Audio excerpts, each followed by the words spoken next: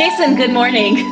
Heather, good morning. How are you? Good morning. I'm great. How are you doing? I am fine. I just am very frustrated with the robots in general. And technology betrayed us, dear listener. It did. They were all of them betrayed because there was another Zoom update that was made. So, wow. Spitting verses. I like it. I mean, I have watched those movies a few times. So okay. I'm familiar. Perfect. Well, yeah. We're going to talk about chapters 3 and 4 today. I think that's going to happen. I hope so. I'm not sure which order we're going to do it in yet, but I think we should go in the order in which Tolkien presented it. Before we started recording, we had decided to like shuffle up and deal, and but then that's just a dumb idea. That was my idea. That is a dumb idea. So we'll go. It's dangerous. Mm-hmm. Yeah. So here we are. Heather, are you doing well? I'm doing okay. Yeah, we had soccer this morning, and Tortured Poets Department came out yesterday, so been really in my feels. That's your soccer team? No, but that's what I think they're gonna have to be named next year. My goodness. No, the Dragons and the Lady Lions are the soccer teams that my children play on. Why do they have to specify the lady? Why can't they just be the Lions? Because I think that the coaches for our team, I think their son's team is also called the Lions. Then that's the coaches. Maybe. That is the coaches. Did you just hear my burp? I did. I saw it. Oh, no. I didn't hear it, but I saw it. Starting.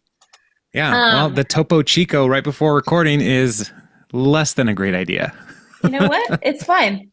It's fine. I've got my 3-drink minimum over here. So can switch between Stanley with just still water, bubbly water, and coffee because it's cold brew day, National Cold Brew Day. So is it really? Yeah, it is. Wow. Mm-hmm. You should go get some. You won't, but you should. I will. I do think I have an outing later today that could lead to some cold brew. Anything can lead to some cold brew. It doesn't have to be like a specific outing. Oh, I have some at my house. That's what I have. I have the Costco cans with like the tiger on it, the leopard on it. What? I have not seen this. Do you have a Costco membership? Yes, we do have a Costco and we have a Costco membership. I figured you had a Costco membership, but like you don't have Netflix or whatever. There's things you don't have that I just don't assume anymore. Yeah, that's true. So not everybody has, I'm finding more and more, not everybody has a Costco membership. So no, we are the outliers because we have a Sam's right down the road from us. And everybody's like, why don't you have a Sam's membership? Because we just don't, okay? Stop judging us, you Waltons. I need my signature, Kirkland signature, not Maker's Club or whatever. I don't know what Sam's is called. But isn't it just anyway. like Sam Select? Maker's Select? I feel like there's a Maker's in there. Or maybe I'm just thinking, I don't know. Doesn't matter. Anyway. That's true. Well, I'm glad that you have all your drinks, and yes, thank you. You know, it's important to hydrate, especially as you are going to talk about a long journey. Whew. So we're looking at 3 and 4. There are a lot of notes again today. Really? A lot of notes. Yeah. All right. I'm excited. Heather, summarize chapter 3 for us. Let's do this. All right. 3 is company. Come and knock on my door. And knock on our door. We've been waiting for you. We've been waiting for you. 3 is company 3 is company too. Okay. So Gandalf tells Frodo that he should get to leave in the Shire, and Frodo is dragging his hairy feet. He finally decides on their birthday, Bilbo's and Frodo's 50th and Bilbo's 128th. Pause real quick. Did you wish Dad a happy birthday, and did you let him stop working yet? I did wish him a happy birthday, and we didn't talk about retirement. So I actually didn't see him at all this week. So at the office. His birthday was Sunday. You guys I know. I saw him on Sunday. I'm saying, like, as far as work goes, I didn't see him at all. So I don't know if he was did working. things get done? Or yeah, he was just like, I was totally there. Yeah. Um, anyway, all right. Finally decides their birthday is the right time to go. Gandalf agrees, but he's like, not any later, man. You gotta go. Chip chop chip. Um, yeah. Frodo doesn't even actually know where he's supposed to be going, but they decide to go toward Rivendell, where Sam can see the elves, and he's so Hmm. excited. Then the talk of the town is that Frodo's selling Bag End to the Sackville Bagginses. Worst. The worst. Um, some figured that he was running out of money. Others blamed Gandalf and his dark unknown plot. And, they just blame the people they don't understand or don't know. People make rumors. People make rumors. A great Fleetwood Mac album. Made by people. Yeah. On some of the Such a good AI album. musics. Okay, Just thinking about it real quick. Anyway, he was going back to Buckland and had bought a house in Crick Hollow. I can't read my writing. Chick Hollow. Crick Hollow in Crick Hollow. All right. So then, after 2 months of slumming it with Frodo, Gandalf decided that it was time to leave. What? Gandalf is just this eternal couch surfer. It's just Yeah. like he's like Cato Kalin 100%. of Middle Earth. It's all right. That's what he was doing. Decides it was time to leave. Heads south to Frodo, get a some wizard is news. never late. He's always right on time. Do you have any munchies? Which he would. He'd have so much food. Anyway, decided to head south to get some news. He reminded Frodo, like, bro, don't use the ring. He said he'd be right back. Where have we heard that before? Launch jumping. Months passed and Gandalf still had not returned. Frodo's birthday party came and went, still no Gandalf. And you know who did show up, though? Those SBs, the Sackville Bagginses. What? That's how it's written in my book. I know. SBs. Yeah. Frodo didn't offer her tea, which why would he? Like, he's like, "Hey, you're taking my home. You don't need my tea." And also left the dishes from their last meal at Bag End for Lobelia to clean up. It's the best. Yeah. They decided to set out that night. Frodo heard the gaffer, Sam's dad, talking to someone, answering questions about Frodo and his goings on, but he didn't give like a whole lot of detail. It was just like, no, he's gone. We moved here, blah, blah, blah. So then Sam, Pippin, and Frodo were on their way after Sam's final keg stand. They walked, I have to imagine that's what he was doing. They walked for a while, stopped for a meal, went on again, stopped for the night, and then a fox was curious about them, but that was about it. I thought, what a great little detail. Because, they were safe. They were fine. And then things aren't. Eventually. Anyway, they woke up, they had some brekkie, they got on the road again, and they got to a cool vantage point, and Frodo spit a verse. And they were like, whoa, was that from you? Or was that Bilbo's? And he was like, it just came up. They had a rest, a lunch, a rest again. I don't feel like they are really getting very far at this point. Then they were walking along and heard a pony and decided it was best to make themselves scarce. And Frodo saw a black horse and a shrouded rider, and he wanted to put on the ring so bad. But after a little sniffing from the rider, the horse and rider were off. They were just gone. Then Frodo describes the guy to Pippin and Sam's all, oh yeah, he was talking to my dad the other day. He seemed upset that we weren't there. Things that would have been helpful to know yesterday, but it's fine. They decided to keep moseying and off the road this time. When it got dark, they started singing because that's what you do when it gets dark and you're walking. Then Frodo heard hooves again. Hoofs, I think is what is written. Hoofs. That's not the plural of hoof, is it? Is it hooves or? Well, Tolkien has a fun time with, it is hoofs again, with plurals. Yeah. Also, connection was spelt with an Xion. Yeah, he's doing his own thing. That's not, Anyway, So like dwarves, like does he it say dwarf? Not dwarves? no, it's it should be dwarfs. And I think he invented dwarves. What? I think. I can't remember. There's something where he switched it around and now his whatever it was, his thing was the new convention. So Interesting. Okay. All right. So yeah, Frodo hears the hoofs again. They tried to hide, and Frodo saw the black horse and the dark figure who was again sniffing for him. He wanted to use the ring again, but then they heard some elves singing, and away the rider went. yeah, And they were high elves singing of Elbereth. they were just wasted. Were they? They were high elves. Oh, Just totally blitzed. I got it. Okay, yeah. The last one saw Frodo, and they started talking, and one of them dissed the hobbits, calling them dull. Like, why would we want you guys to come along with us? You're boring. Yeah, basic. They were talking to Gildor. Mm-hmm. Yeah, Gildor and pals who are exiles. Pippin brings up his, hoity-toityest speech and asks them to tell him about the Black Riders, and the elves decide to walk with the hobbits after all, going toward Woodhall. And eventually they rested, and they saw Menelvagor, the swordsman of the sky. I'm assuming that is like a constellation. Okay, yes. Fantastic. And then suddenly there was fire and drinks and food. Just like out of nowhere, which is great. Pippin and Sam were mesmerized. Sounds like they didn't remember much of that night the next day.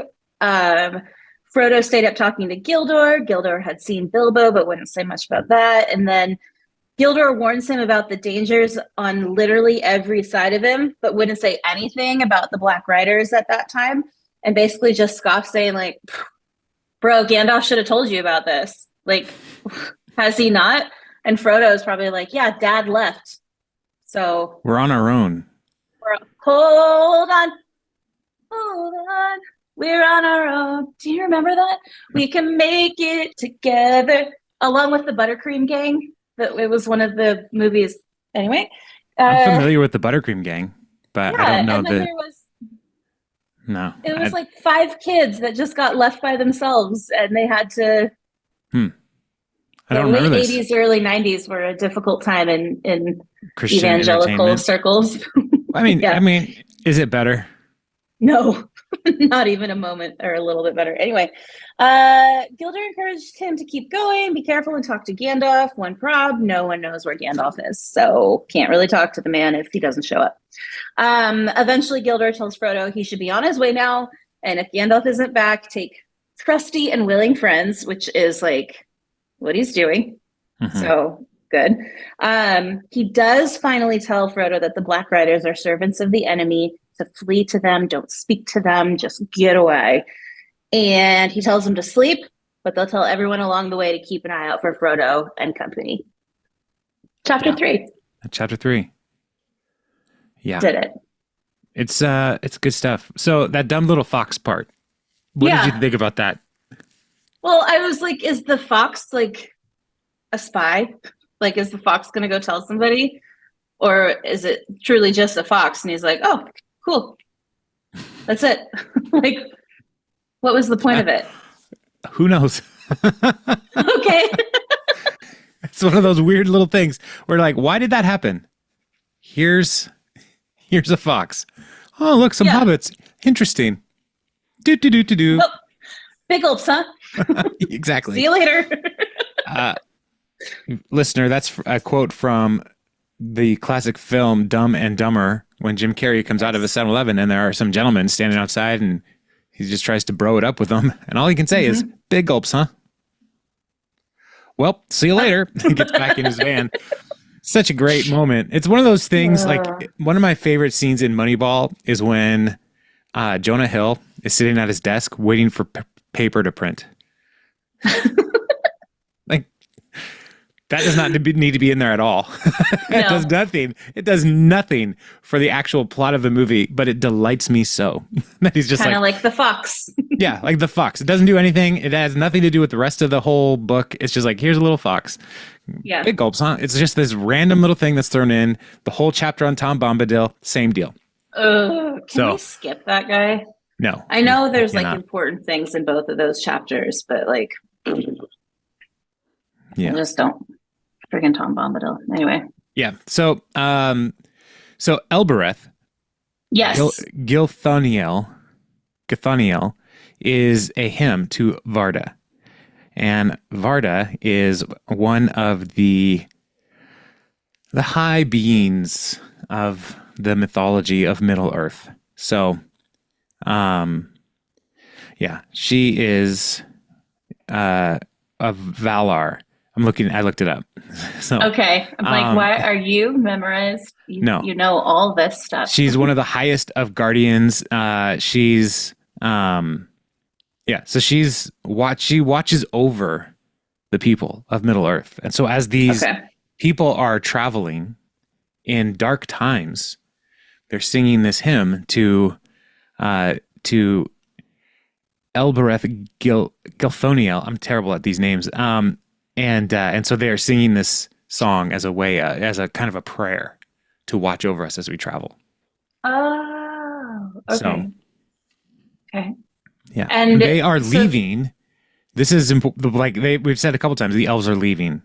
Yeah. In the previous chapters, they're leaving because elves were, they are originally from the west, the other side of the sea. Are you dying over there? Yeah, I'm coughing. It's real good, everybody. They came to Middle Earth at some point in ancient history, and now their time in Middle Earth, which is like the continent that the Shire and Gondor and all the nations are at, and where the story really takes place in these books. But their time on Middle Earth is ending, and the rise of men is happening, and so they are leaving so that men can take ownership and dominion over Middle Earth.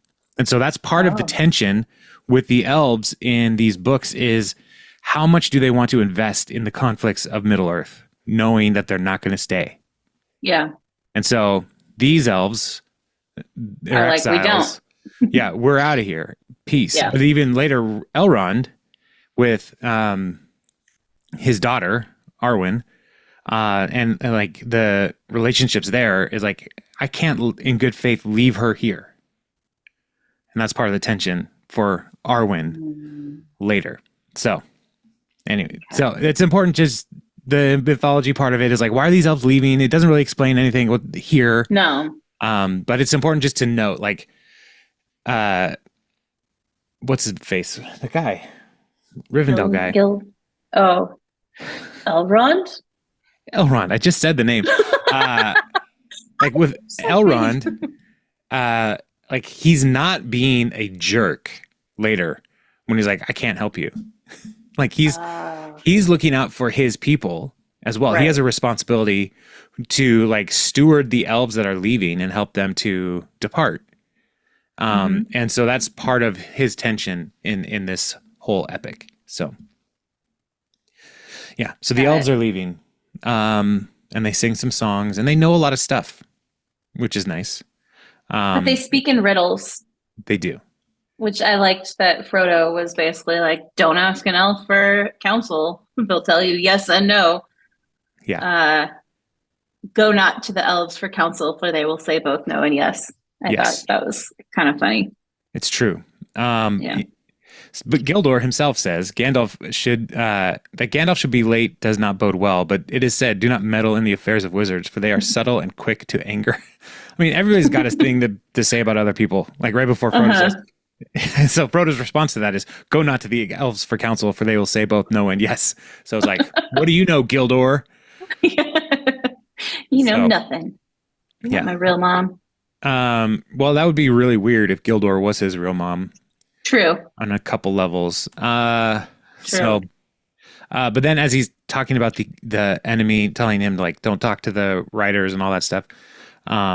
Frodo, he says, Frodo, son of Drogo, where am I? Sorry. Ask no more of me, but my heart forebodes that ere all is ended, you, Frodo, son of Drogo, will go now know more of these fell things than Gildor in Glorion. That's himself. May Elbereth protect you. So the person that they're singing to, he's saying, let Elbereth also protect you in this whole journey. Exactly. Tolkien is Catholic, so Okay. so there may be a little bit of like Marian emphasis in the ways he thinks about these people, even though he would hate to say that. He would not say Right. it's not that way. There are no ties. What is the word? Allegory? Yeah, Is he that doesn't have it? allegory, but he does have Yeah. echoes into his stories. Yes. But so Frodo says, but where shall I find courage? That is what I chiefly need. And Gildor says, courage is found in unlikely places. Be of good hope. Sleep now. In the morning we shall have gone, but we will send our message through the lands. And so he tells all the people. And then he says, I name you elf friend. And may the stars shine upon the end of your road. Seldom have we had such delight in strangers, and it is fair to hear words of the ancient speech from the lips of other wanderers in the world. Being named elf friend is a big deal. I want to be elf friend. And Gildor just says, hey, boom, your elf friend. Really cheapens it. They just met. That's true, actually. I mean, But no, it is a big deal. And so the part of what's happening here as well is like let the stars shine upon you. The elves have a high value and revere the different stars because they are connected to the Varda. They're not the Varda, the Valar, which are their guardians. So these high angel type things. So so may the stars watch over you. It's like may all of our pantheon watch over you. He wants good for Frodo in a world of chaos. So I like that. Yeah. So Gildor, It's quite nice. hey, here's some good news. We won't see him again. He's Dang leaving. it. So what's happening in chapter 4 then, Heather? All right. A shortcut to mushrooms is what's happening in chapter 4. There is no Mario or Luigi in this whole chapter. I've wasted my time reading this chapter. No, sorry. No Rainbow Road. No. No. I don't know any of the other areas. Okay. Mario Kart. Anyway, we're good. Shortcut to mushrooms. Frodo wakes up refreshed. The elves were gone. Pippin starts grilling Frodo, and he was not thrilled about the 20 questions while trying to eat his breakfast. So he was like, leave me alone. Sam is now introspective, even readier to leave the Shire now that he's seen them elves and that there's whole world outside. Anyway, there's some argument about the best way to go, missing out on good beer, etc., etc. So they come to journey. They come to a stream that they couldn't go around. They saw a black rider, and so they forded the river. And then they met some more or less wonderful terrain, but they just kept going. They rested, they sang, and then they heard a whale.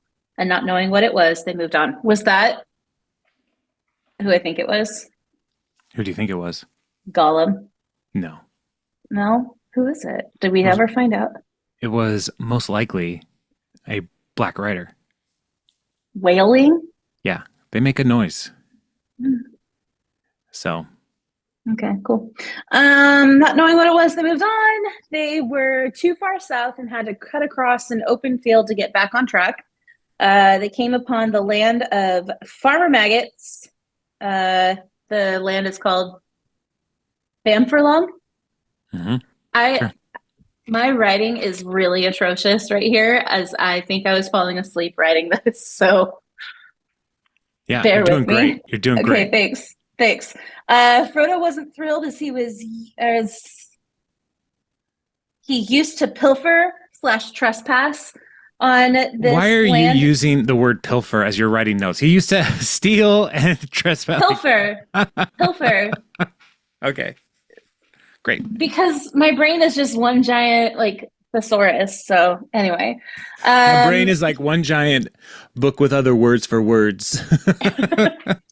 yeah, All day. right. Anyway, he was afraid of Maggot and Maggot's dogs. Mm-hmm. Pippin was like, "Hey, these are my boys," and he knew them. And then they like kept going toward Maggot's house.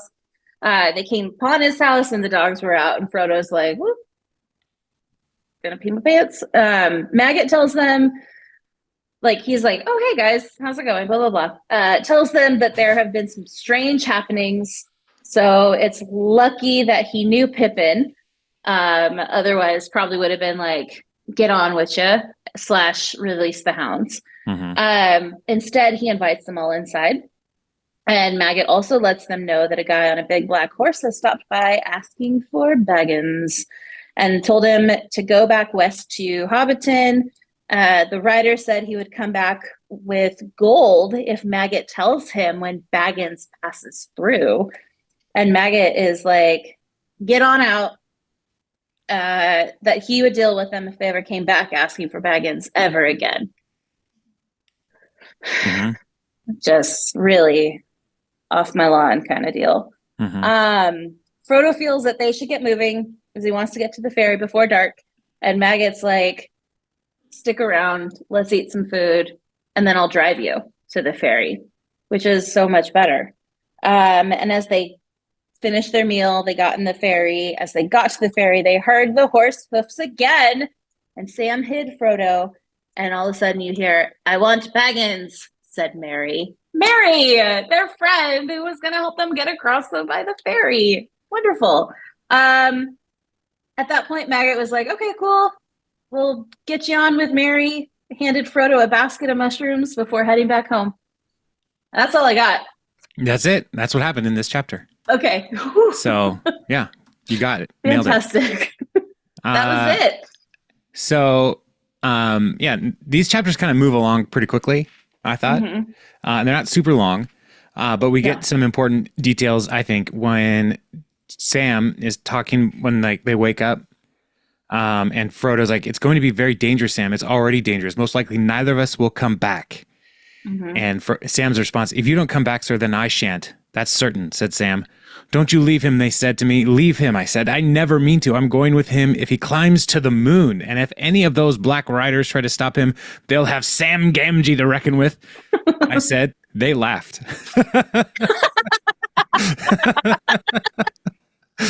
"If you'll have Sam Gamgee to reckon with," I said. They laughed. That's so good. That's not That's everybody so good. laughing here as Sam's telling the story. He's telling his friends that other people laughed at his courage. Yeah. Oh, poor Sam Gamgee. And so he's like, "Well, who are they? Who are you talking about?" "The elves, sir."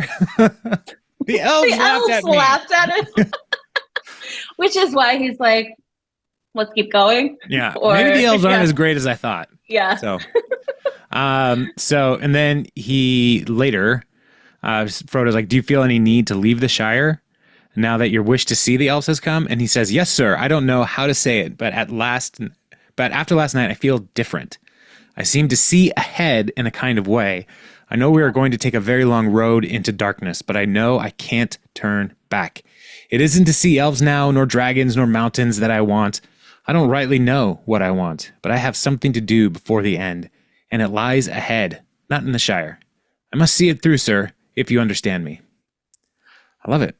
Frodo. Oh, Sam. Frodo's got this bro here in Sam who's like, "I got a calling on my life that is bigger than I understand.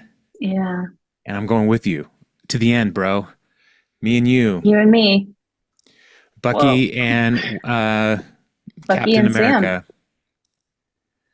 It's Sam. Oh, well, Sam is now Winter Soldier. I was thinking Bucky and Sam, but yeah. Bucky is Winter Soldier. Sam is the new Captain America. But first, it was Steve and Bucky to the end of the road. Steve and Bucky, right. Yes. To the end of the line. So, yeah, come on. Don't. Anyway. Don't try. Don't. Yeah, and then Farmer Maggot I love Farmer Maggot. He's what's wrong over there? It's just Farmer Maggot.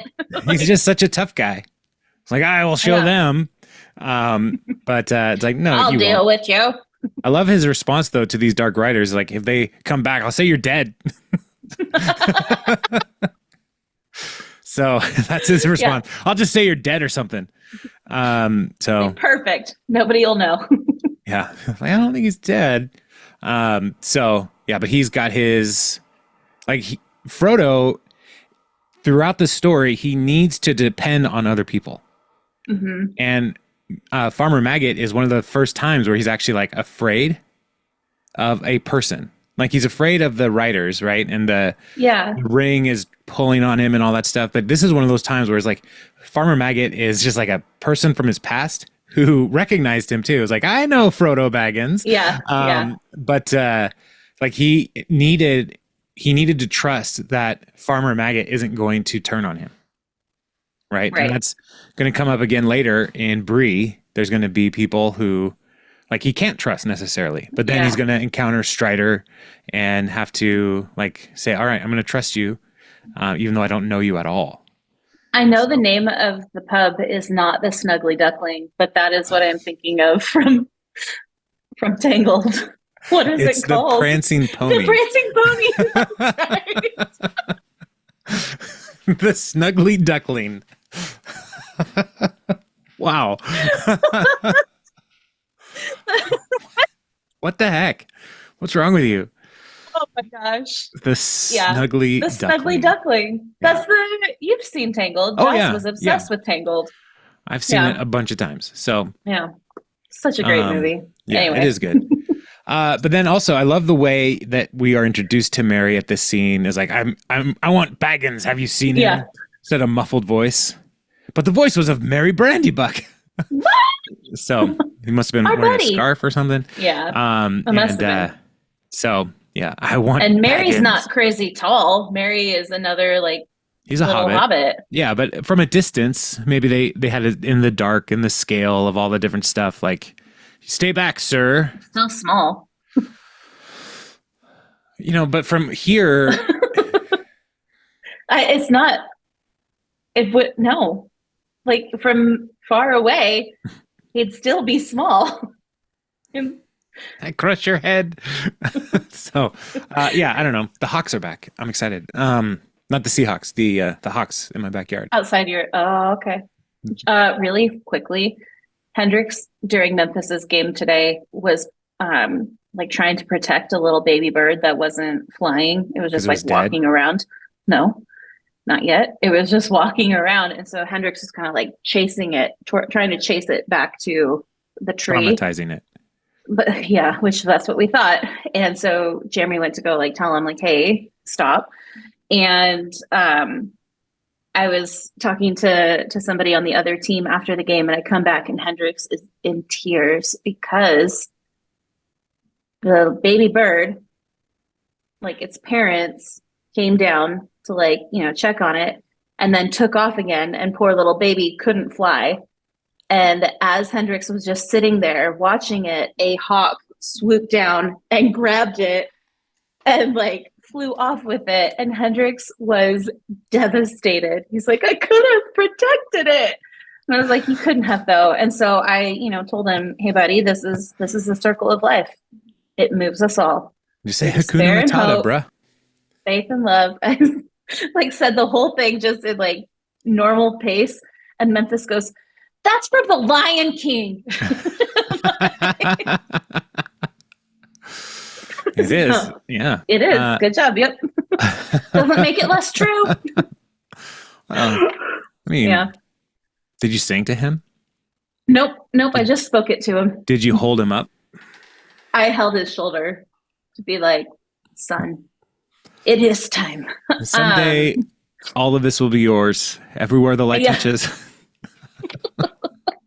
What about that shadowy place? Anyway, so we don't go to the shadowy place. Let's keep talking. Okay.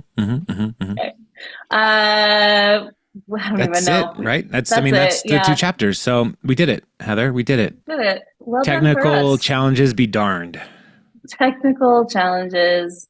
Kiss my butt. They won't. Mhm. It's fine. Well, Jason, That was not a for blessing to hear. next what? Don't worry about it. For next week, chapter 5. We're Yeah, trying to do a 2 chapters. conspiracy. Well, I'm just looking. A conspiracy unmasked and the old forest. Oof. These are It's not super only long. 28-ish pages in my book, so that should be fine. Yeah, here's the problem though, is, well, I guess that'll be fine. It'll end on a cliffhanger with old Tom Oh. Bombadil.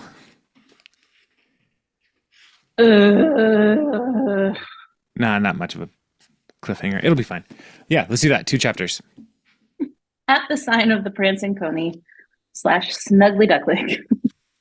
Perfect. Perfect. We'll do it. Dos chapteroonies. I don't know what language that was, but it was not Spanish. So, are you was speaking not. Sindarin, the language of the Let's- High Elves?